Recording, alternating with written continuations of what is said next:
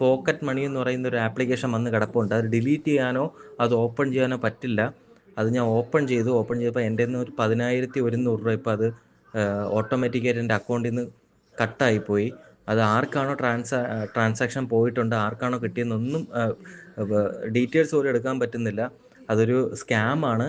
ഇങ്ങനെയൊരു ഓഡിയോ വാട്സപ്പിൽ വരാത്തവർ വളരെ കുറവായിരിക്കും. ഗൂഗിൾ പേ പുതിയതായി അവതരിപ്പിച്ച പോക്കറ്റ് മണി ഫീച്ചറിനെ കുറിച്ച് അറിഞ്ഞവരും ആശങ്കപ്പെടുന്നവരും ഇപ്പോൾ നിരവധിയാണ്.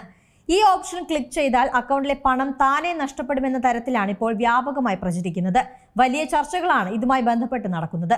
എന്നാൽ ഈ വോയിസ് നോട്ടിലെ കാര്യങ്ങൾ പൂർണ്ണമായും സത്യമല്ല എന്ന് ആദ്യം തന്നെ പറയട്ടെ. വളരെ സുരക്ഷിതമായാണ് ഗൂഗിൾ ഇത് രൂപകൽപ്പന ചെയ്തിരിക്കുന്നത്. എന്താണ് യഥാർത്ഥത്തിൽ പോക്കറ്റ് മണി ഫീച്ചർ? ഇതിലെ സുരക്ഷാ ക്രമീകരണങ്ങൾ എന്തൊക്കെയെന്നും നോക്കാം. ഗൂഗിൾ പേ ഔദ്യോഗികമായി അവതരിപ്പിച്ച UPI സർക്കിൾ എന്ന സുരക്ഷിതമായ സംവിധാനത്തിന്റെ ഭാഗമാണ് ഈ പോക്കറ്റ് മണി.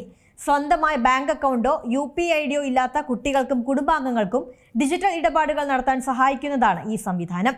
മക്കൾക്ക് ബാങ്ക് അക്കൗണ്ട് ഇല്ലാതെ തന്നെ രക്ഷിതാക്കളുടെ ബാങ്ക് അക്കൗണ്ട് ഉപയോഗിച്ച് പേയ്മെന്റുകൾ നടത്താനാകുന്നതാണ് feature. National payment corporation of India പുറത്തിറക്കിയതാണ് ഈ സംവിധാനം. ഒരു അക്കൗണ്ട് ഉടമയ്ക്ക് തന്റെ അക്കൗണ്ടിൽ നിന്ന് പണം ചെലവഴിക്കാൻ 5 പേരെ വരെ അനുവദിക്കാം. മക്കൾക്കോ വിശ്വസ്തരായ മറ്റൊരാൾക്കോ വേണ്ടി പോക്കറ്റ് മണി ഫീച്ചർ സെറ്റ് ചെയ്യുമ്പോൾ രക്ഷിതാക്കൾക്ക് 2 തരത്തിലുള്ള നിയന്ത്രണങ്ങൾ തിരഞ്ഞെടുക്കാം.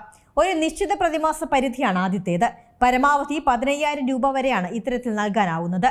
ഈ പരിധിക്കുള്ളിൽ നിന്ന് കുട്ടികൾക്കും കടകളിലും QR കോഡ് സ്കാൻ ചെയ്ത് പണമടയ്ക്കാം. ഒരു തവണ പരമാവധി 5,000 രൂപ വരെ മാത്രമേ ഇങ്ങനെ അയക്കാൻ കഴിയൂ. രണ്ടാമത്തെ രീതിയിൽ കുട്ടി ഓരോ തവണ പണം അടയ്ക്കുമ്പോഴും രക്ഷിതാവിന്റെ ഫോണിലേക്ക് ഒരു റിക്വസ്റ്റ് വരും. അത് അപ്രൂവ് ചെയ്താൽ മാത്രമേ പണം കൈമാറ്റം നടക്കൂ.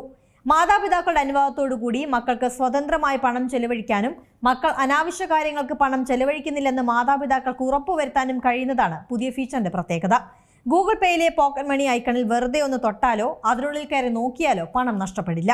സെക്കൻഡറി യൂസറായി ഒരാളെ ആഡ് ചെയ്ത് നടപടിക്രമങ്ങൾ പൂർത്തിയാക്കിയാൽ മാത്രമേ നിങ്ങളുടെ അക്കൗണ്ടിൽ നിന്നും അവർക്ക് പണം എടുക്കാൻ സാധിക്കൂ. വാട്സാപ്പിൽ പ്രചരിക്കുന്ന ശബ്ദ സന്ദേശങ്ങൾ വ്യാജമാണ്.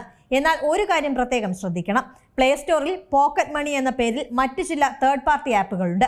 അവ ടാസ്കുകൾ പൂർത്തിയാക്കിയാൽ പണം നൽകുമെന്ന് അവകാശപ്പെടുന്നുണ്ട്.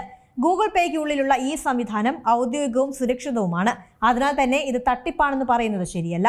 പണം നഷ്ടപ്പെട്ടിട്ടുണ്ടെങ്കിൽ എന്തെങ്കിലും പിഴവുകൾ സംഭവിച്ചതുകൊണ്ടാകും. ഗൂഗിൾ പേയിലെ പോക്കറ്റ് മണി ഐക്കണിൽ ആദ്യമായി ടാപ്പ് ചെയ്യുന്നവർക്ക് അതിൽ സെക്കൻഡറി യൂസറെ ചേർക്കുന്നതിനുള്ള ഓപ്ഷനുകൾ കാണാം.